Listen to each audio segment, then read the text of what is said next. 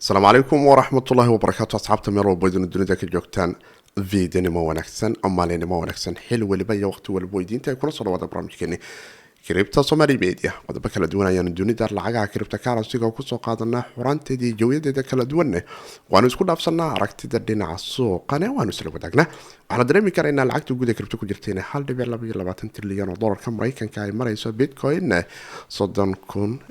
iyo 286 dollarka Mareykanka uu marayo todobadii maalmood ee la soo dhaafay 13% cirka uu isku soo shareero asxaab fara badan dhinaca fursada trade ay ka heleen halka asxaab kalena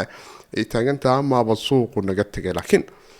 waxyaabo fara badan ayaa jiroon dib u milicsanayna oo ay ka mid tahay bal inaanu fiirino